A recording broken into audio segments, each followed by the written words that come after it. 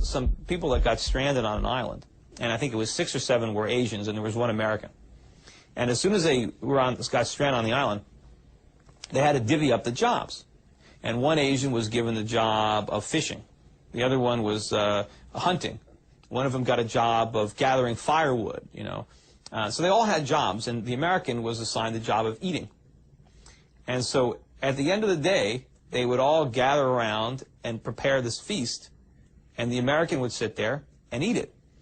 And he wouldn't eat it all. He'd leave just enough crumbs so he can give it to the 6 Asians so they can go on and repeat it again tomorrow. Spend all day preparing a meal for the American to eat. And now the way modern economists would look at it, they would say, well, this American is vital to the whole island economy. Without him, nobody would have to fish, nobody would have to hunt, nobody would have to gather firewood. I mean, he's creating all this employment on the island. But the reality is, every Asian on an island, his lot in life would be dramatically improved if they kicked the American off the island. Because now they'd have a lot more to eat, or maybe they wouldn't have to spend all day hunting and fishing, and they can, you know, they can lie on the beach a little bit.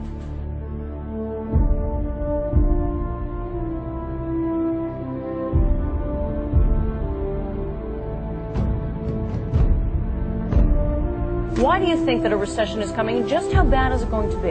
I think it's going to be pretty bad, and whether it starts in 07 or 8, I think is immaterial, and I also think it's going to last not just for quarters, but for years. And what's going to happen in 2007 is a lot of these artificially low ARM payments are going to be reset upward.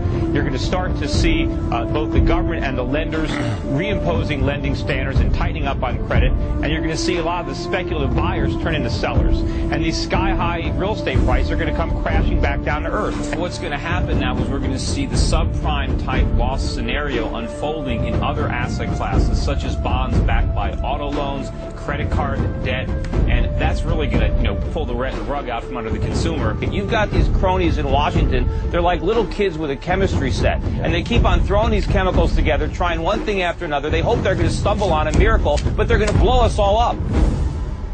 Where are the real conservatives? There was one, you know, Ron Paul, but they drummed him out of the Republican Party. He's talked about all this, he's warned about all this, but everybody has ignored him, and others like him. I mean, I get marginalized in the mainstream financial world, just like Ron Paul has been marginalized in the political world. Ron Paul really has no business being on stage as a legitimate representative of Republicans.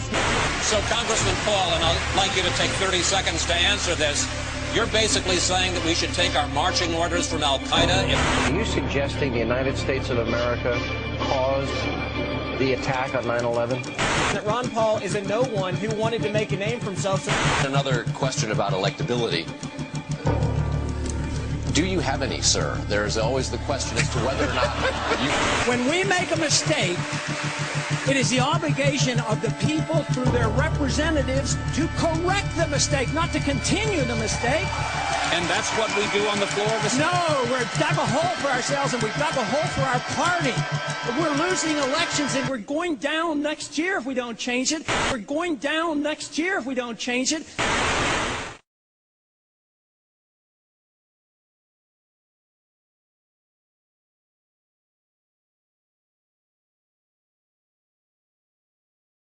Give this man his due.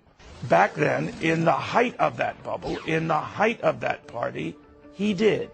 Ron Paul knew and said then that something was wrong with our financial system a long time ago. Madam Speaker, I rise in strong opposition to this bill because it won't solve our problem. It is said that we're in a liquidity crisis and a credit crunch, and all we need is more credit. The Federal Reserve has already injected over $1 trillion worth of credit, and it hasn't seemed to help a whole lot. Injecting another $600 or $700 billion will not solve the problem.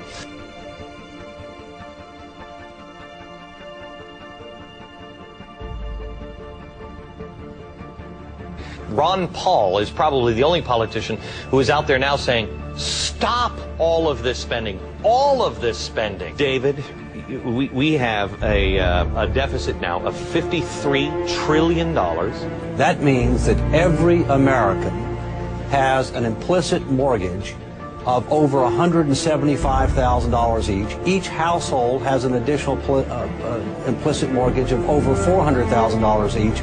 But unlike a typical mortgage, there's no house to back this.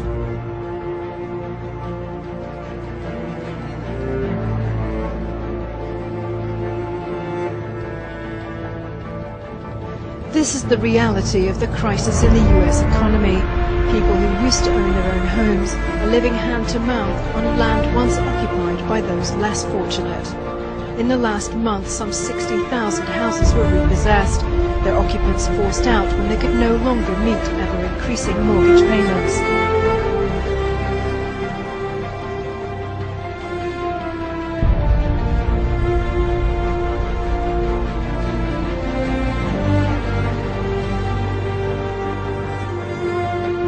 Foreign governments are buying strategically critical American assets and at an alarming rate.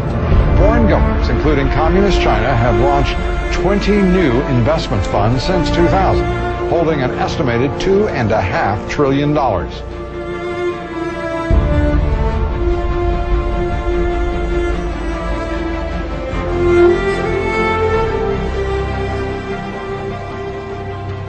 Long term, this is disastrous because everything we're doing here, everything we've done for 6 months, we've already pumped in $700 billion. Here's another $700 billion. This is going to destroy the dollar.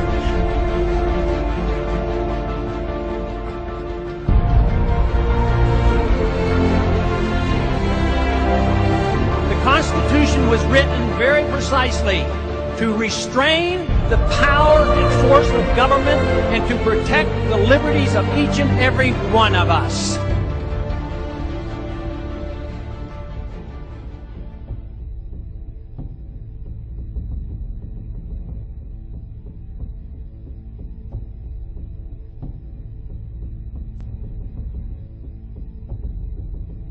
This has nothing to do with free market capitalism. This has to do with a managed economy, an inflationary system, corporatism, a special interest system. For the past several years, everybody thought we had a real economy. We didn't. We had a bubble. All we did is borrow trillions of dollars from the rest of the world, and we blew all the money on consumption.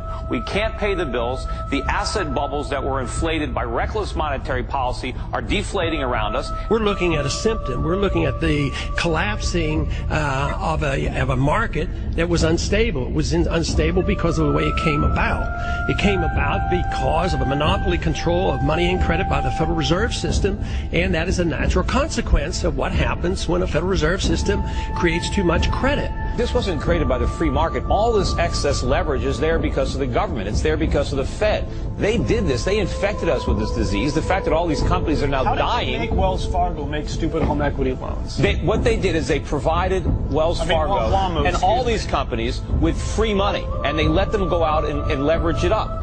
And it's like I use the analogy, if a kindergarten school teacher leaves the classroom and passes out pixie sticks and soda pop, and then leaves the classroom, and she comes back and the kindergartners have wrecked the place, who do you blame? Where do you draw the line with our money? It is not your money. In fact, it is taxpayers' money. We'll get it passed. I came back and suspended my campaign. Mr. President, I've received 91,000 phone calls and emails from California. 85,000 of them opposed to this measure. I think if we really do care about the livelihood of our constituents, there's only one vote, and it is yes. But in the end of the day, there's no real separation between Wall Street and Main Street. There's only the road we're traveling on as Americans. I urge my colleagues to join me in supporting this important legislation. And it comes down to one word: jobs. Jobs, so we can create jobs in our country.